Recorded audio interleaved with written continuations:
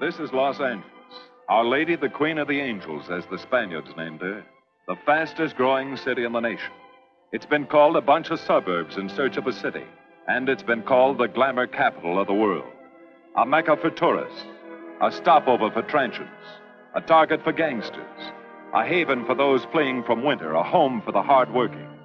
It is a city holding the hopes and dreams of over 2 million people.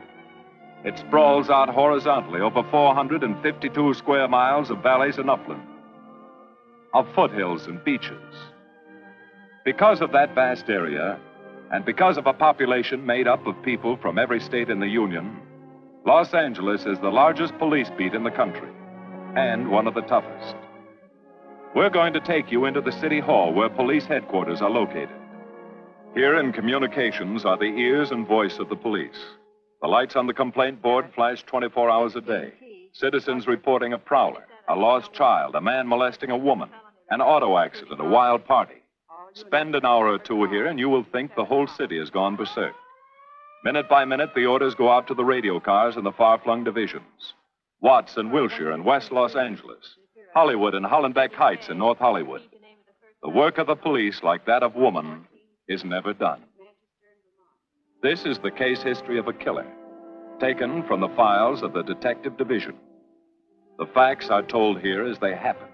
The story properly starts here in Hollywood Division headquarters at 1 o'clock of a June morning last year. Officer Robert Rawlins had finished his tour of duty and signed out. It had been a tough day. He'd be glad to get home. His wife would be waiting up for him, as she always did.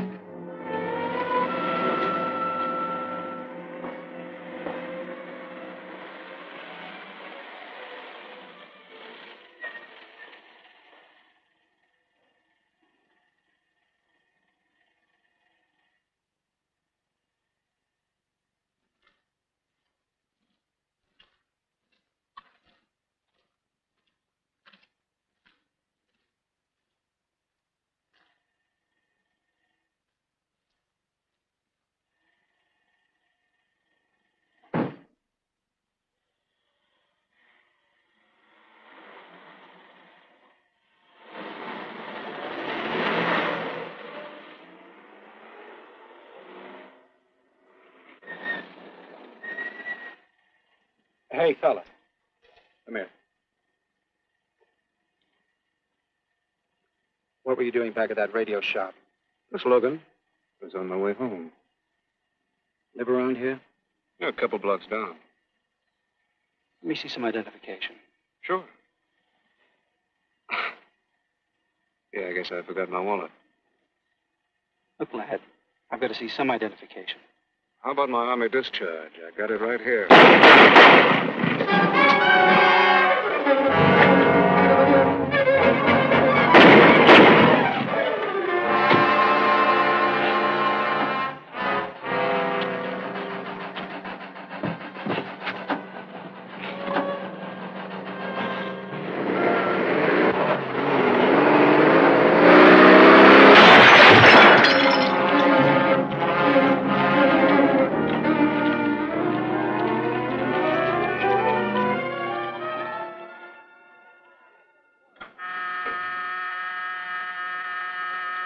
Police Department, Operator 27. I want to report the shooting of a policeman.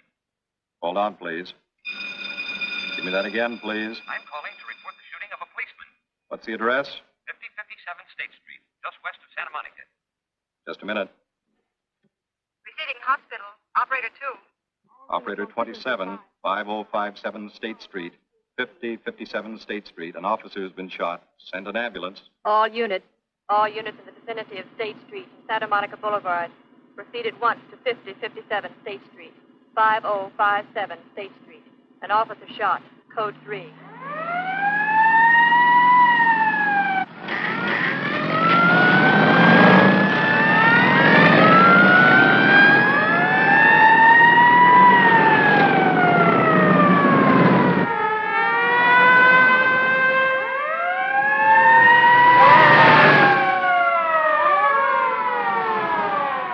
To Control 1.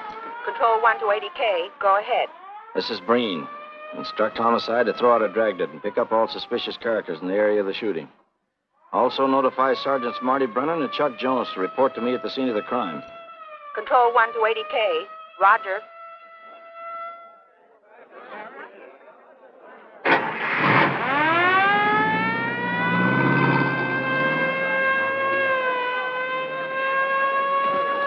I see. Well, what have you got so far? Well, not much, Captain Breen. A couple of cartridge cases. Oh, Marty, Chuck. Hi, Cap. Eyewitnesses? Who was first on the scene? Reported it. I was. I live here. I'm a light sleeper, but my hearing is good. And my cat. Did the officer say anything before he collapsed? Yeah, he gave a description of the fellow. On the shooting of the officer. Suspect is a white male American, age 26 or 7, 5 feet 10 or 11, 155 to 165 pounds, brown hair, regular features, pencil mustache. Repeat broadcast. All units. Is that about it? Yes, sir, exactly. And the officer kept saying, he looked like such a nice kid. He looked like such a nice kid. As if he couldn't believe what had happened to him. I see. Is that all? Yeah. Thank you very much. Yeah, well, anything else I can do, I'd be glad to help you. We may call you. Get his name and address, will you, Bob? This door been checked, Lee? Yeah, it's okay, Captain. Find anything? Nothing but some smudges so far. Found this in the glove compartment. I think it's nitroglycerin. Doesn't look quite right. Well, check it down at the lab. Right.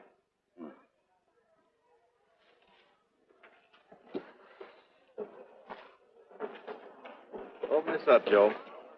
No key, Captain. Well, try it open. Give me that bar, Frank.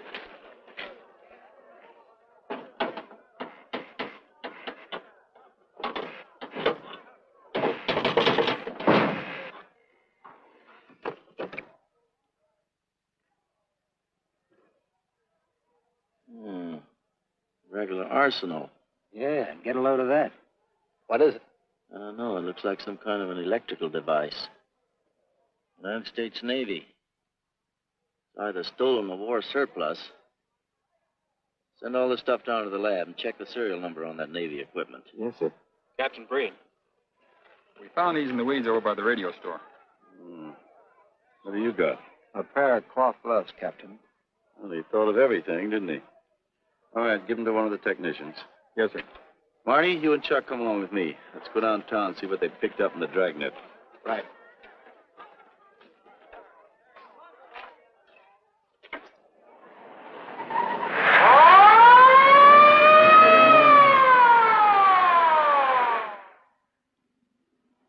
You know him, Marty?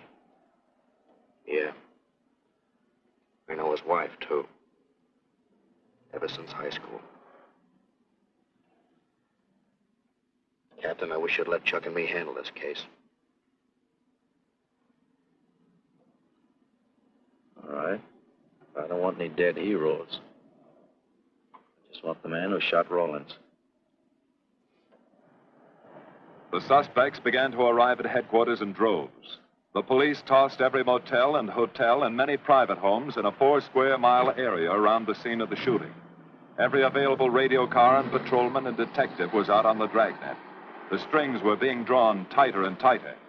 Many a man returning from a date or a late party or a poker game surprisingly found himself in a squad car, its siren screaming as it brought him to the detective bureau. The Dragnet gathered in some strange fish, and many ordinary ones. All the rest of that night, the detectives probed, needled, questioned, quizzed. Everything was checked. Fingerprints, names, addresses, stories. Every fish in the net was examined. Most of them thrown back into the sea, not worth keeping. Except a few parole violators and slightly shady characters whose stories needed a lot of verifying. I wasn't prowling no cars. Just taking a walk. You know, getting in condition. You were running when the radio car picked you up. Yeah? Maybe that's why the guys call me Punchy. He's got a point there. 2 felony convictions, no warrant, no warrant. He's on parole. Book him, violation of parole. Let's have the next one, Joe. What were you doing in that vacant lot? The vacant lot. Lot? What were you doing in it at that time of night? Niệm của mình không to lo, ngồi ấy xì hữu nội là ngồi ấy 30 年 bị luật依赖của ngồi sinh thành nghĩa, ngồi thành ca thì giờ ngồi từ đầu ra sang yên. You say your name is Ralph Henderson. So what? Well, you know, it's a funny thing, Ralph. There's a guy around this town that's been wearing your fingerprints. Only his name is Pete Hannon. Okay. So I'm dead. So what's one more confession in my life? You're talking to him. Okay, Andy. Oh, Harry. What have we got here? Oh, some robbery suspects. Candidates for San Quentin. Handsome here is the big shot. He runs the outfit. Have a gander at his record.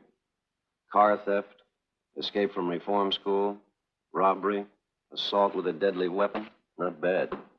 Look at the heater we found on him. German Luger, fully loaded. Redhead here tried to carve up one of the arresting officers with this pretty toy. Nice boys. By dawn, many minor wrongdoings had been uncovered, and a few incipient felonies. The checking of the suspects had been thorough, painstaking, and tedious. But all the work was for nothing. The man who had shot Officer Rollins was not among them. He remained no more than a description, a shadow of a man, mysterious, elusive, deadly, hidden away somewhere in the vast city. As for Rollins himself, he couldn't help. He was in a coma at receiving hospital.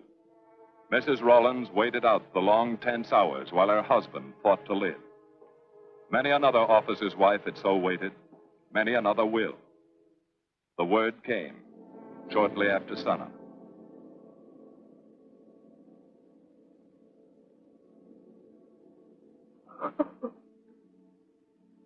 Oh.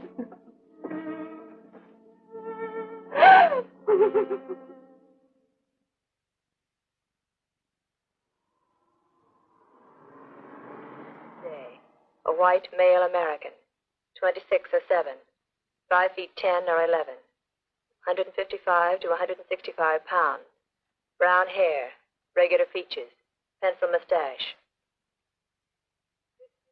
This was no frightened fugitive. What went on in his mind?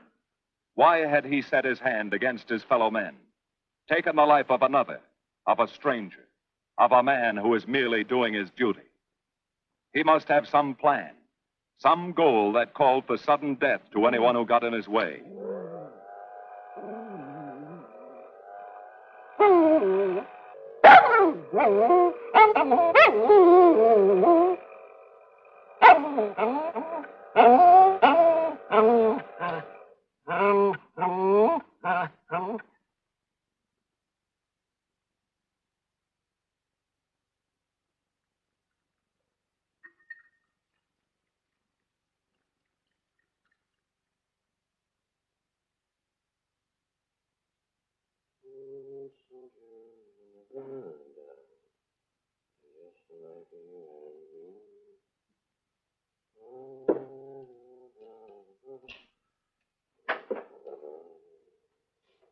Morning, boys. Morning, Lee. Hi, Professor. Well, I thought this was safe cracker soup. You gonna drink it, I hope? I'm really a nice guy. Stick around. I'll prove it. Come over here.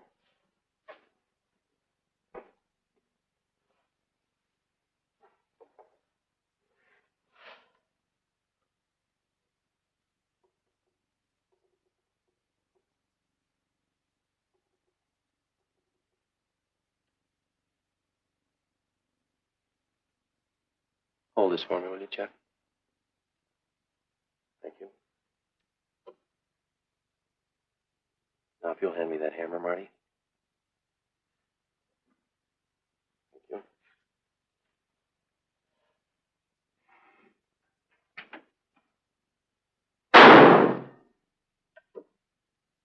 Yeah. Nitroglycerin. I didn't ask for a collection of fingers, just fingerprints. All those nice fingerprints on the car belong to the man it was stolen from, Captain. Nothing on the guns or picklocks? Not even an interesting smudge. The gloves. Common type, worn by undertakers. I'll check on them. They won't show anything. What did your scientific test show? A couple of little things. Tool identification on these picklocks. I got one under the scope. You want to take a look? Yeah.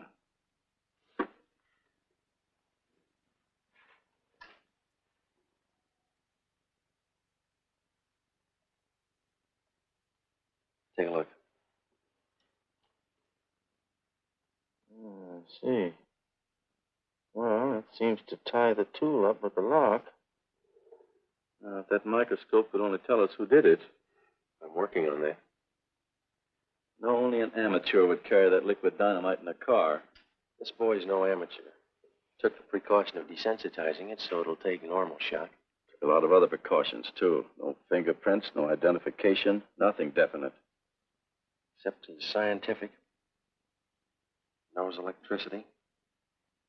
Is inventive. Yeah. Happy on the trigger. This is Captain Breen. Get me Captain Stevens a burglary, will you? I hate to disappoint you, Lee, but I think you've come up with something. Hello, Steve. How are you? Did your daughter's marriage come off all right? Good. Look, Steve, on those burglaries of electrical equipment lately, were there any where picklocks were used to gain entry? Good. Well, let me know if there's another report of one, will you? I've got an idea the Rawlins killer may be tied in with those. Fine. And give my regards to the newlyweds, too. So long, Steve. Well, what are you waiting for? You've got a job, haven't you? Get going. Yeah, let's go, Junior. Hold this for me, will you, Lee? Thanks. And so, with no fingerprints and only a vague description to go by, Sergeant Brennan turned to the modus operandi file. A criminal, like any human being, has his own habit patterns, unconscious traits that can lead to his downfall.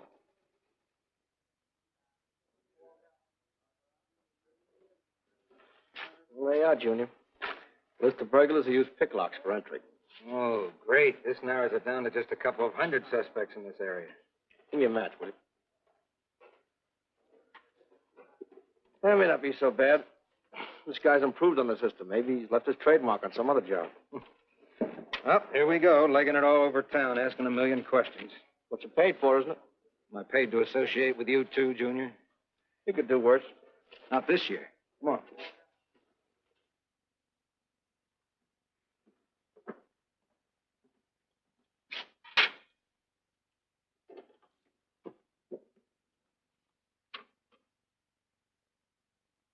Car 12, car 12, in the 10,000 block on Mississippi. A 394-15 disturbance.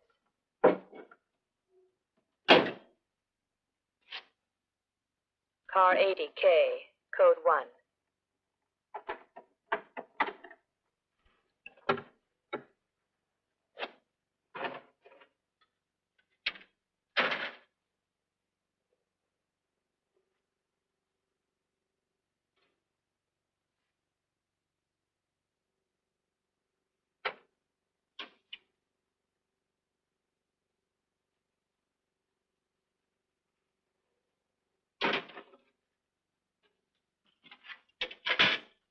All units. On the broadcast of the suspect arrested in the shooting of Patrolman Rawlins. Cancel the cancellation. Suspect released from custody.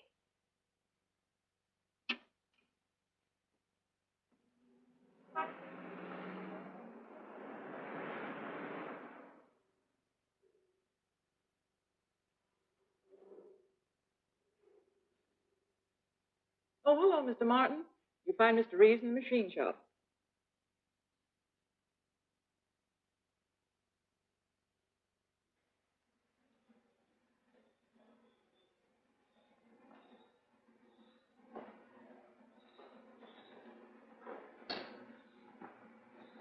Hello, Roy. Glad to see you.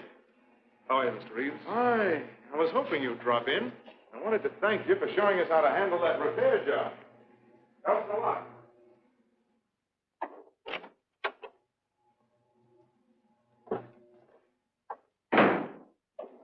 Oh, what have we got this time?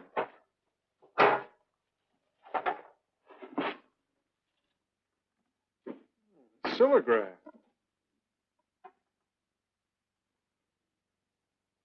There are plenty of these around, Roy. Not like this one. Yes, I see. I suppose, as usual, you've added your own improvements. You know, it seems wrong that a man of your talents should bother consigning equipment for rental. I'd like to see you devote yourself entirely to experimental electronics. It'll come one day. I'll have a place like this. Well, why wait? I've got a pretty good setup here. I have modern equipment to work with, a lab, and my confidence. Thanks, Mr. Reeves. I have other plans. But, Roy, you can't tell where it'll lead. Might even work your way around to a percentage of the business. I like it this way. You just rent out my equipment. All right. All right. But if you should change your mind. I'm not likely to change my mind. I suppose you want me to set this up for rental, too. Mr. Reeves, you've already got 5 pieces of my equipment. You'd like to know what results I've had from the rental so far, Well, I can't say as I blame you. I think you'll find this satisfactory. Satisfactory. Goodbye, Mr. Reeves. You'll come back again soon, won't you? Sure. Oh, incidentally, how's that television projector coming along? The one you said would reflect a 12-foot image. Still working on it. I just wanted you to know I've already set up a rental on it. In fact, I think they'd like to buy. It'll come pretty high. Oh, money's no consideration with this customer.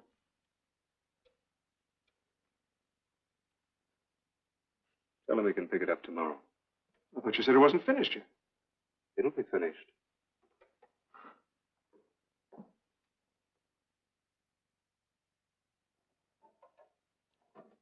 It uses an image fixer and then projects by ordinary incandescence. Roy, this is the best television projector I've ever seen. Let's hope that your customer thinks so. He will. Yes? Send him right in, Charlotte. There, you see, our customer is here, begging for the privilege of buying. Better be running along. I'm not much good at business. Oh, but Roy, he'll want to congratulate you. Just see that the price is right. All right, Roy. I'll get you a good deal. So long. See you.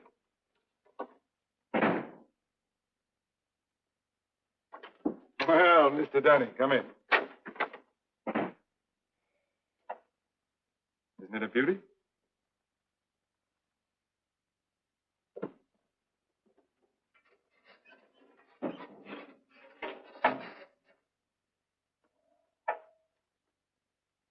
It's a beauty, all right. You like it? I certainly do like it. You see, it's mine. What do you mean? Let me have the police. I built it. Spent years on it. Oh, you must be crazy. Roy built this machine himself. Your friend's a crook, Paul. You've been taken in. Hello? Give me the burglary detail. Dear Jim, regarding your inquiry on the .38 caliber Smith & Wesson revolver, sir. Oh, come in, boys. Burglary detail just sent this report through. It's a man named Dunning reports tracing a stolen television projector to the Reeves Electronics Lab. Think it's a tie with the Rawlins case? Well, take a look at this fellow Reeves and see what gives. I'll notify burglary we're following up on it. Right. Come on, Junior. What else did he place with you for rental? Oh, a number of things. All war surplus that he bought on his veterans rating. Oh, is this more of his equipment? Yes. Yes, he left it here on consignment. I'm sure that Roy can explain everything. Well, maybe he can, Mr. Reeves, if you'll tell us where he lives. But I don't know. Mr. Martin's on the phone, sir. I'd better talk to him. I think so, Mr. Reeves. I'll take it in the superintendent's office.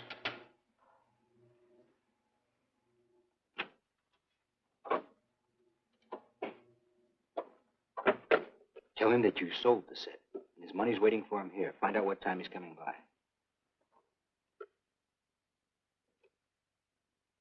Put Mr. Martin on.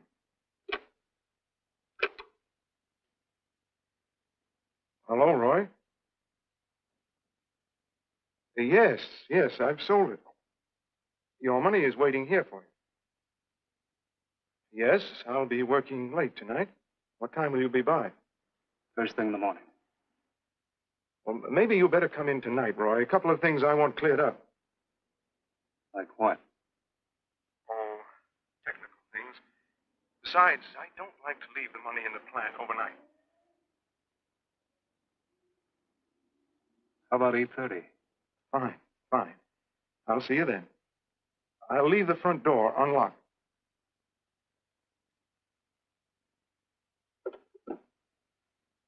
You'll be here at 8:30.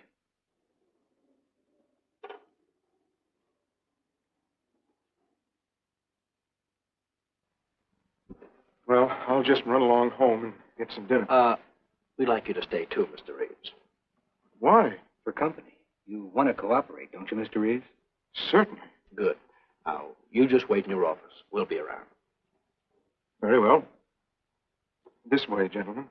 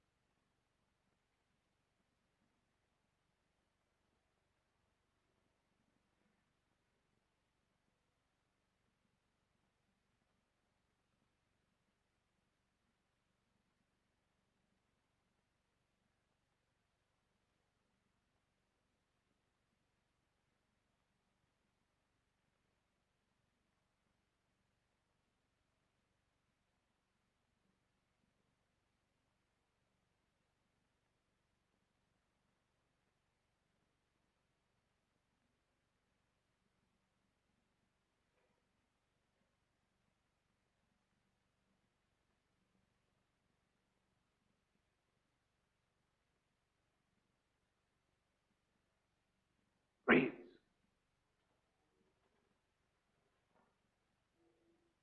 That you, Roy?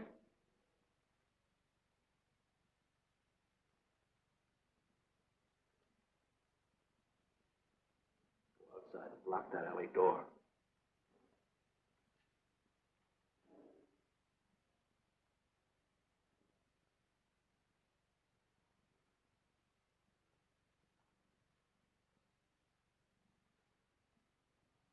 Where are you, Roy?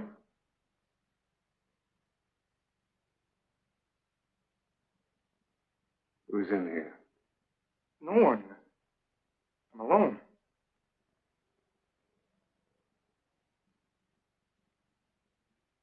Come on in. I've got your money for you. Bring it out here. All right. Just a minute.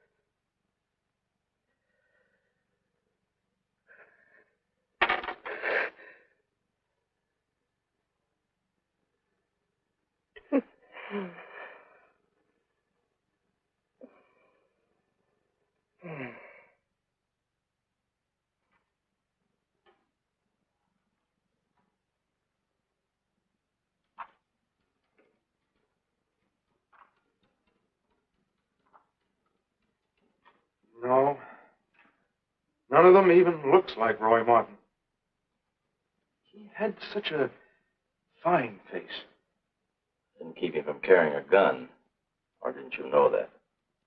No, I didn't. I told you all I know, all he ever told me. What about his friends? Didn't he have a girl? No, I don't think so. He had no interest in anything but electronics. Where'd he pick up the subject? Books, magazines. Mostly from the Signal Corps. He was attached to a radar unit. Get a teletype off to the War Department. That might help. Yes? Ready on your call to receiving hospital, Captain Breen. Hello, this is Captain Breen. What is the latest report on Sergeant Jones?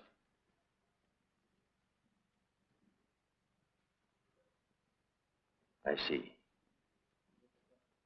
Well, let me know if there's any change, will you? Thanks.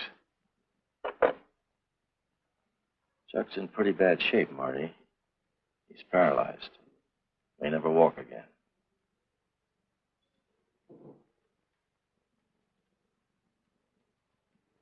Oh, I'm sorry.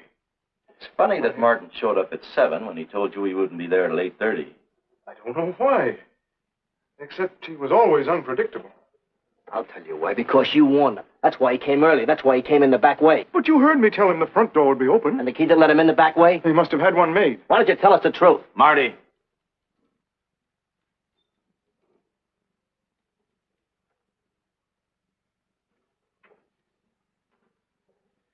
Now, look, Paul. You can make it a lot easier for us to believe your story if you'll just give us some facts. Something that might help us. I told you all I know. I've been gullible, all right, letting him make a fool of me. But I'd do anything to make up for what he did to Detective Jones. Sure you would. You can go now. Oh, thanks. Thanks. My friend, they can vouch for my character. That's good. We'll call you if we need you. Thank you very much. I think he's telling the truth, Marty. I think he's just gullible, like he said. What about the stolen stuff he was trying to peddle for Martin? We'll use it for bait.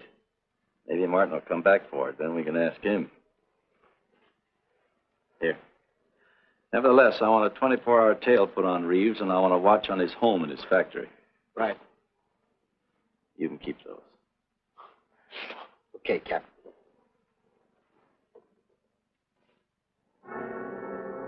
And now the killer changed his tactics, his modus operandi. It would baffle the police. They always expected burglars to remain burglars, not go in for stick-ups. They'd never tie this up with him. So wearing a variety of disguises, coming and going like a shadow, ready to kill if cornered, he struck the bottle stores in a one-man blitz that had the robbery detail dizzy.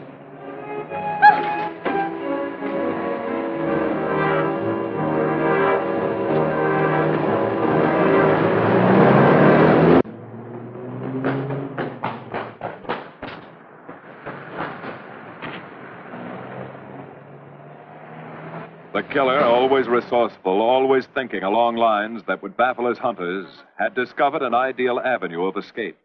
Under Los Angeles is a vast and intricate system of huge storm drains built to siphon off the flash floods of the rainy season. Many of the tunnels are large enough for 2 cars to drive abreast.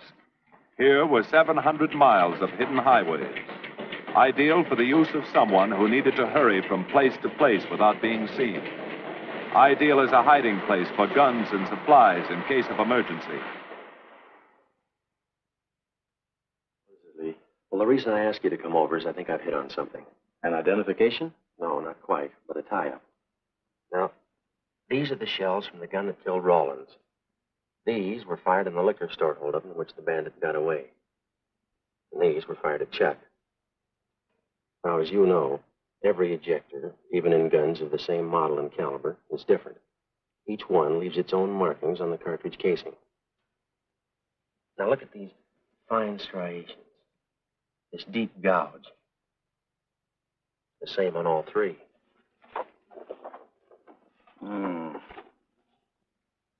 other words, the man who killed Rawlins and the man who shot at Jones and Brennan, the stick-up who's blitzing the liquor stores, are all the same man. Right. All we need to know is what that man looks like. Get me Chandler in robbery, will you? I've got an idea about that. Also, it'll give us a chance to see if Reeves is on the level with us. Steve, Breen, about those blitz holdups you're on. Round up all the victims and have them down here tonight, will you? Oh, it's just a little scheme. Thanks, Steve. That's good. Now, I'll sketch another one of the same type, only this time thin it out a little, huh? All right. Hi, Lee. How's it coming? You ready for tonight? We'll be ready. Think it'll work? It should. Where'd you get the idea? From a kidnapping case in Chicago. But I thought these slides might be an improvement over the method they used. Could be. Captain thinks so. Good evening, ladies and gentlemen. May I have your attention for a moment, please? You've all been asked to sit in on a little experiment tonight. We're going to try to build a picture of a face. A face of a man who's cunning, resourceful, and deadly. He's a man who killed a police officer. Now, some of you he held up at the point of a gun. You may have seen his face, remembered something about it. And we want you to tell us exactly what you remembered. Whether it's his hair, eyes, nose, or mouth. And we're going to try to put those pieces together so that they add up into a picture of the face of the man we want.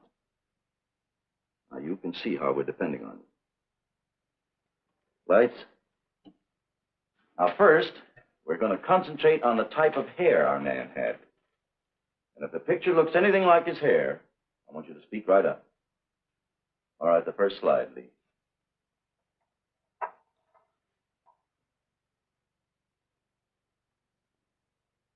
His hair had waves in it. Well groomed. That's the idea, Miss Smith.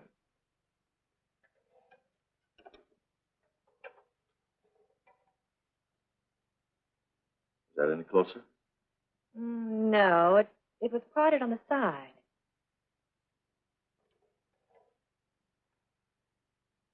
Oh, that's more like it, except it was thicker.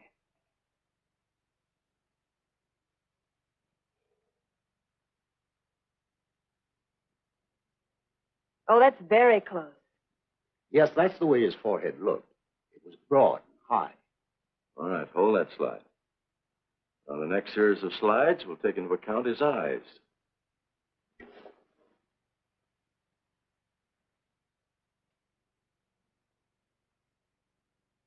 Oh, 1 minute, please. Wait, 1 minute. His eyes were a little like that. Maybe a little smaller, like beads. Go on, Lee.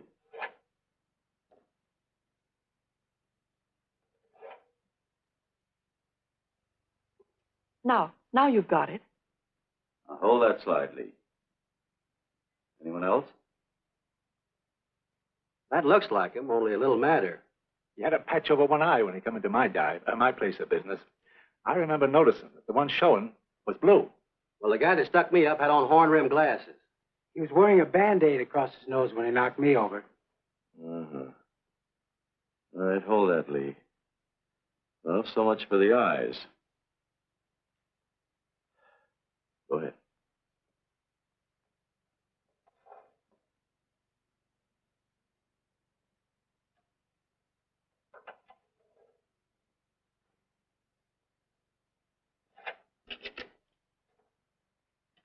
Señor Capitán.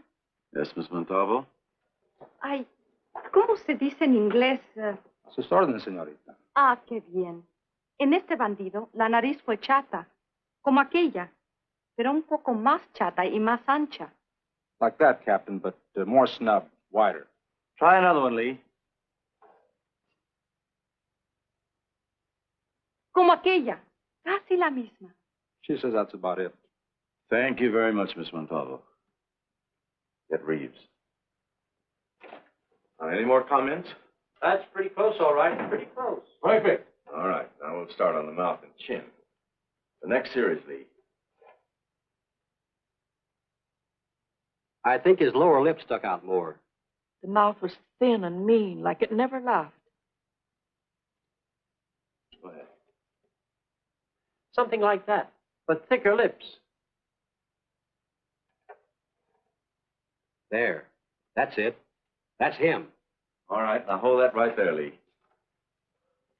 Oh, come in, Mr. Reeves. Good evening, Captain. Did you ever see that face before? Why, it's Roy. Except for the hair being a little lighter and the eyebrows heavier. It's Roy. You're sure? I'm positive I'd know him anywhere. Lee, I want a retouched photograph. Now lighten the hair and give more body to the eyebrows. Right. Lights. That's all. Thank you very much. You've been a great help. It's positively amazing how you found out what he looks like. Well, we're looking for an amazing criminal, Mrs. Johnson. Thank you and good night. Good night, Captain.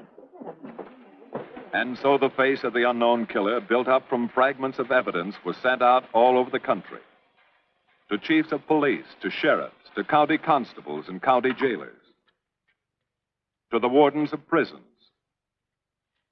to all postmasters and postal inspectors, to the agents of the Treasury Department, to the FBI. They showed that picture to the inmates of jails and prisons, to men with a wide acquaintance among the cat burglars and the violence boys. Informers and conmen and sharpshooters were quizzed, those on the fringe of crime and those deep in the rackets. Many wanted to help. Nobody could. No one in the underworld recognized that mysterious face. He was as unknown as if he had lived in the 16th century.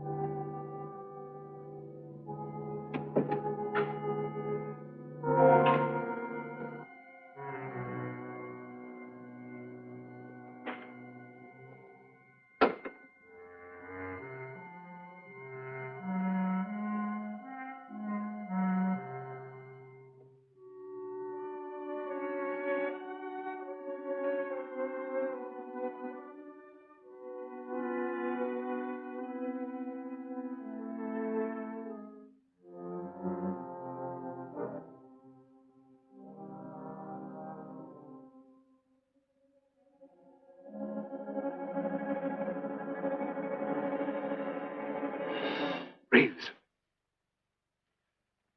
Roy. Listen carefully, Reeves. Control yourself. I know you're alone in the house. Act like you're alone. Cops are watching every move you make. The police here? They got you staked out like a muskrat hide, watching you around the clock. Here at your plant, tailing your car. Sit in that chair. Pick up 3 books.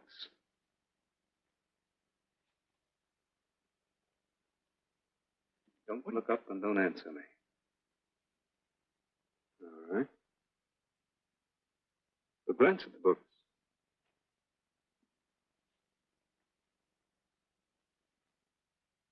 Pick one of them.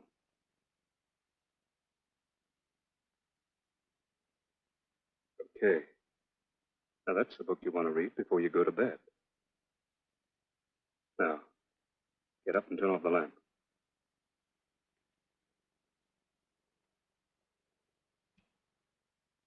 Come here. Come here.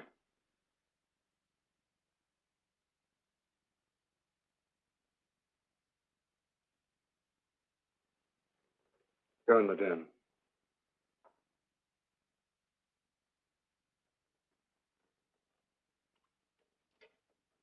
Pull those drapes tight.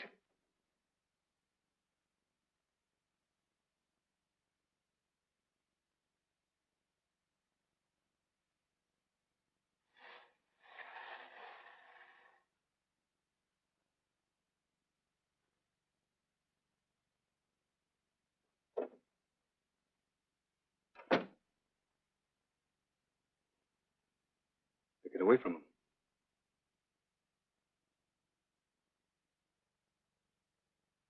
What do the cops know about me? Not very much, Roy. No fingerprints. They haven't even got a picture of you. They're trying to make one.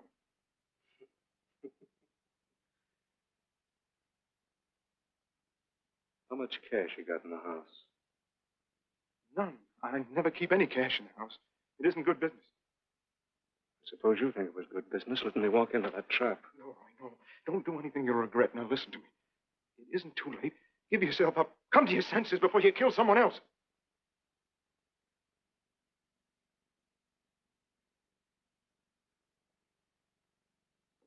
What do you mean, someone else? What do you mean? Nothing. The two officers, they said one of them might die. He's still alive, isn't he? Reeves? I never thought you'd stooge for the police.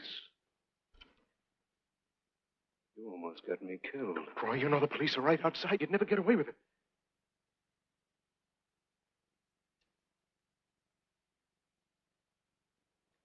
That's right. Now you're being sensible.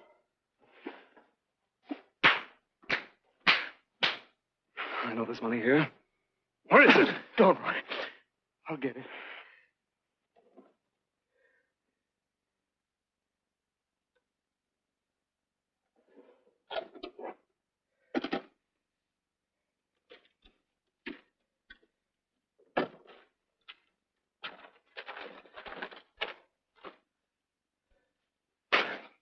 It's not enough. Stuff you better mind is worth thousands. I'll get more. Get it. Keep it handy. We'll be back next week and next month. But get it and have it ready. Just give me time.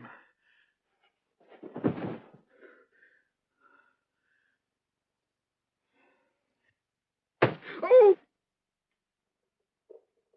Look, I don't want policemen outside my house following me around. That's what made Roy suspicious. I'm leaving in the morning. I'm afraid I'll have to disappoint you, Paul. Unfortunately, you're our bait. I won't do it. I've done enough. Look, no one's done enough until we find this killer. I asked you to keep a sharp lookout on this house, Marty. I did. Two of the best undercover men in the department were assigned here. I didn't keep Martin from getting in. What's the matter? You tired?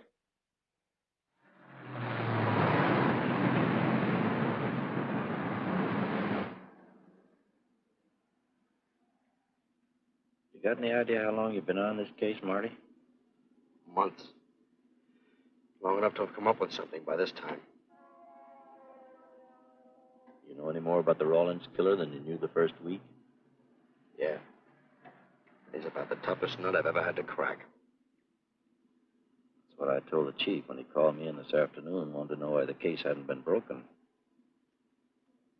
Look, Captain. Rawlins was a friend of mine.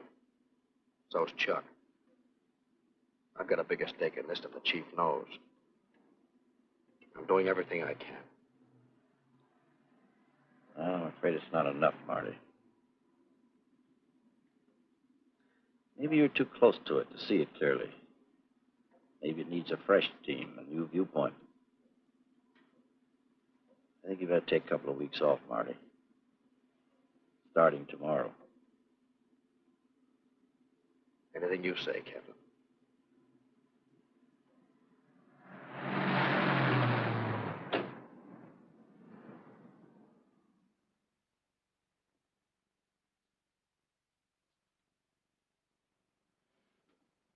Hiya, Marty. Hi, Chuck. Meet Miss Scanlon, my new bodyguard. He's the one I've been telling you about. Oh, you mean the one with the steel trap brain? How do you do? Hello. Say, this guy been behaving? After a fashion. See, she takes me out in my go-kart, puts me to bed, wakes me up, dresses me. You're perfectly capable of dressing yourself now, Mr. Jones. I'll be back in a few minutes. Well, how's it been going, Junior? Oh, pretty good, Chuck, pretty good. Is that why you're off the case? How'd you know? Breen was in to see me this morning. Oh. Suppose he also told you they put a new team on the case. He told me everything. Let's see what his new boys dig up. Well, maybe they'll examine the facts of the case a little more carefully. What facts? That our man's sharp, that he's intelligent and works alone, that he has no record, never leaves a fingerprint and knows every move we make? Sure, plenty of facts, only they add up to nothing. Sure, forget it. You got yourself a 10-day vacation. Go on down to the beach, get a suntan. By the time you get back, the case will be broken. Isn't that what you want?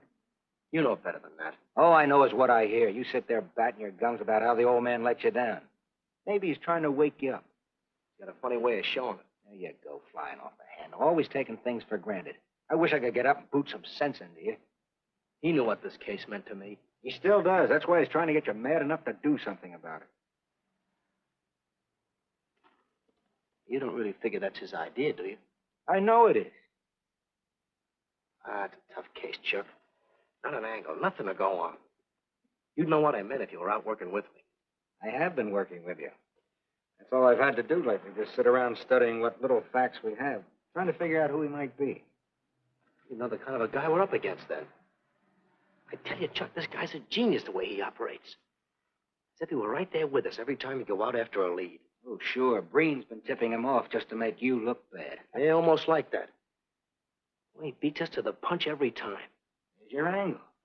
You just hit it on the head, but you don't see it. Look, start adding. 1, he's unknown to the underworld. 2, he beats you to the punch, right? And 3, it's almost as if he were with you. Isn't that what you said? Yeah? Well, tie that up with a lot of other little things, like the fact that he uses a police gun and the accuracy of the shooting. Anybody could buy a police gun, and the Army could have taught him how to shoot. Yeah, but who taught him how the police operate? Oh, I know what you're driving at, Chuck. But a cop. Those things happen. Yeah. Now, if I were still in the case, I'd start with our own department first, then Santa Monica, Culver City, Burbank, Pasadena. See you later, Junior. Hey! Don't let him out of your sight, beautiful. It's the first time in years he's used his head. But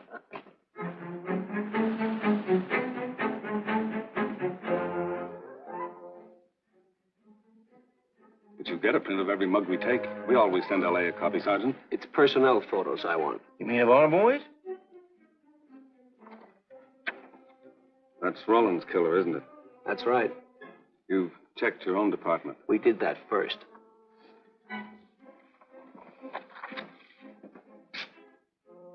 And so the tedious quest went on. Sergeant Brennan wore out his shoes and his patience, going from police station to police station, checking photos until his eyes were blurry. For police work is not all glamour and excitement and glory. There are days and days of routine, of tedious probing, of tireless searching, fruitless days, days when nothing goes right, when it seems as if no one could ever think his way through the maze of baffling trails a criminal leaves. But the answer to that is persistence, and the hope that sooner or later something will turn up, some tiny lead that can grow into a warm trail and point to the cracking of a tough case.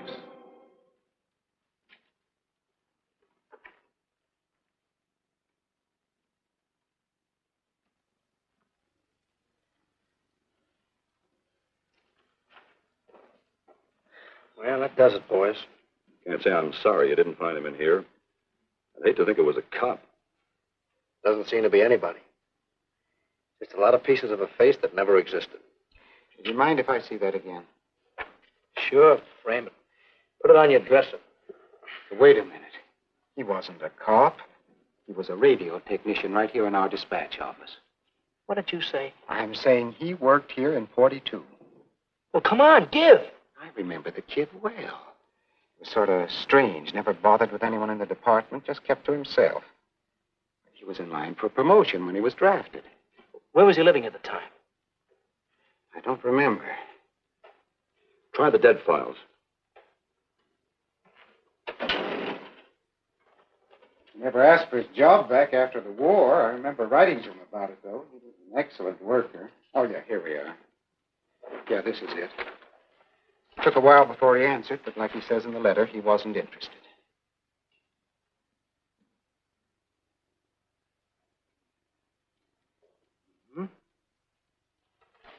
Postmarked Hollywood. No return address. What do you want us to do? All the work? Oh, thanks a lot, Freddie. Remember, he was a civilian employee.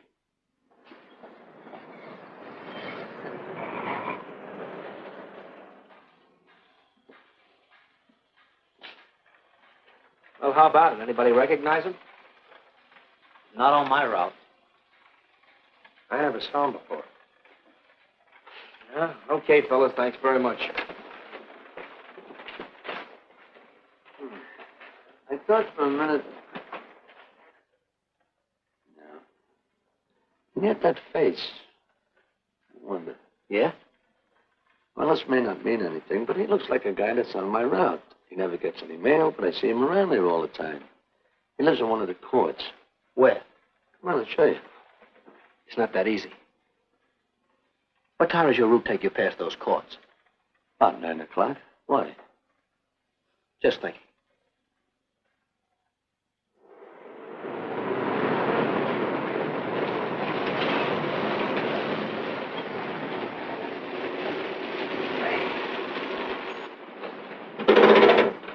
You got any chocolate milk? Sure have, buddy. Yeah. Thanks. What's your parking? Straight on back. Second in the yell. Number 7. Right. Kind of warm today, huh? Oh, it's not too bad for this time of the year.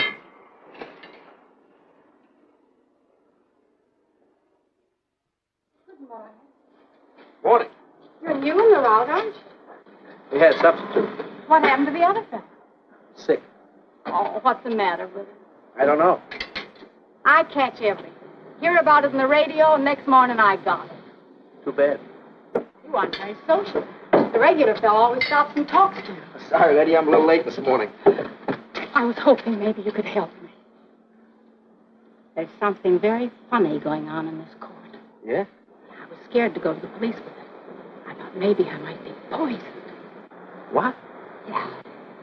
By the manager. She's a witch.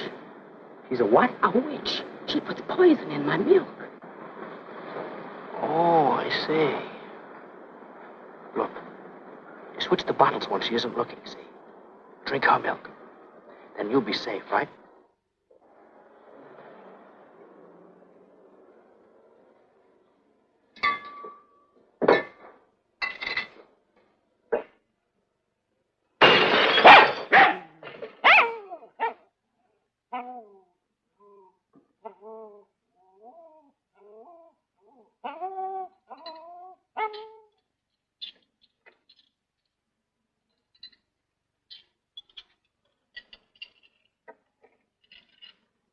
Why, I had a little accident. Got a mop, I'll clean it up. Leave it be. I'll clean it up myself. Okay, mister.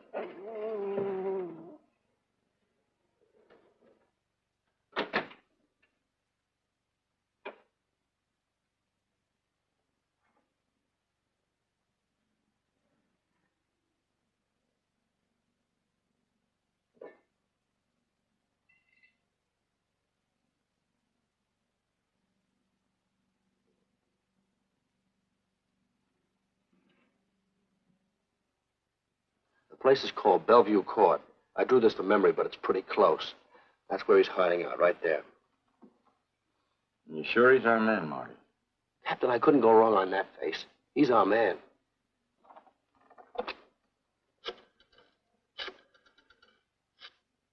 Now, there are 5 cottages in this area, and 2, number 6 and 7, in the L at the end of the row.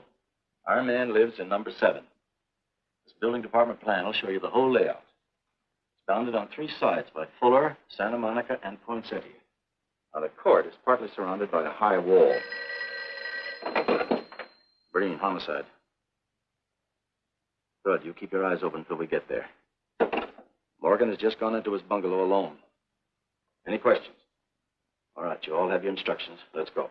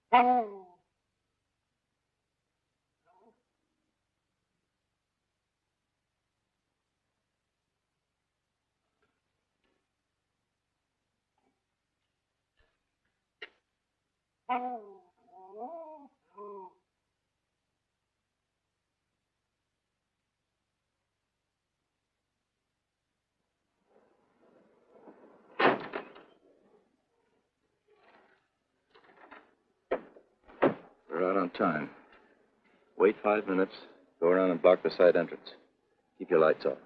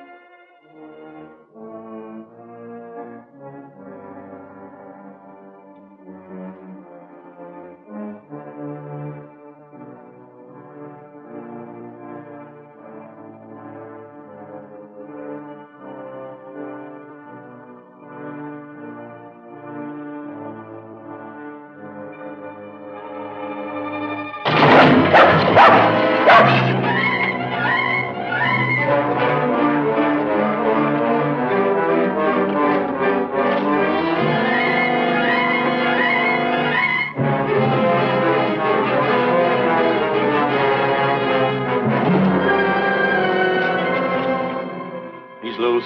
I want a radio car in a hurry.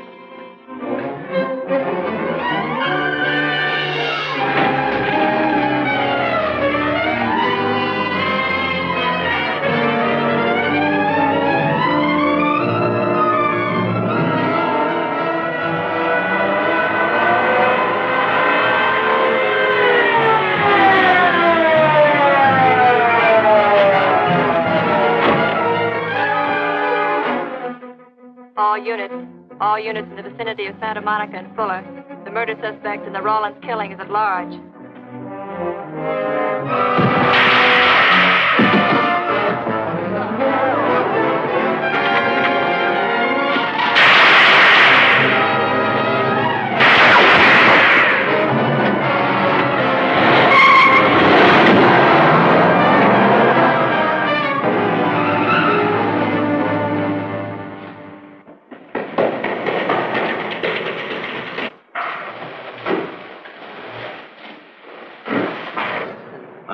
Covering the storm drain system in this area.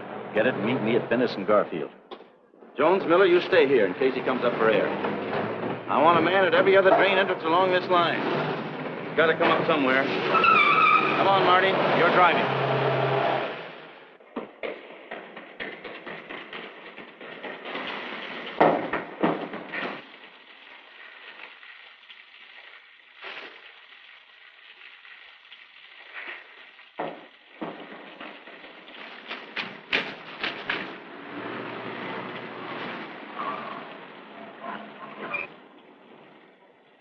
Keep this drain covered. It's liable to pop out anywhere.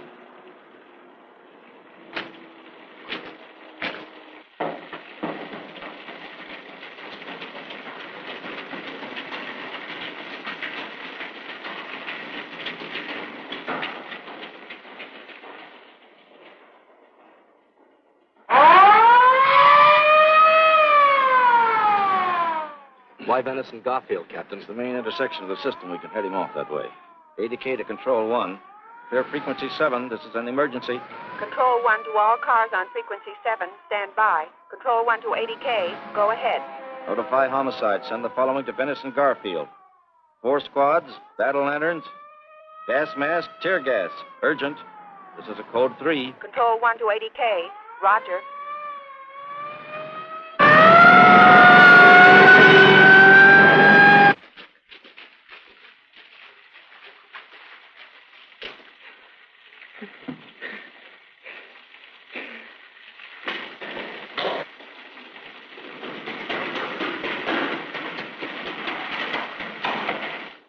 Probably head down this main drain to where it comes out at the Rio Hondo. Now, you take your squad and cover that exit. Right. Keep all spare radio cars cruising back and forth along this main street. Watch the curb inlets. We'll go in here.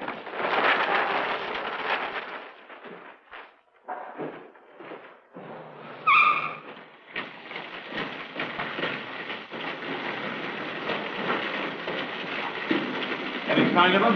No. And we've searched every foot between here and the Rio Hondo outlet. Then he must be up ahead.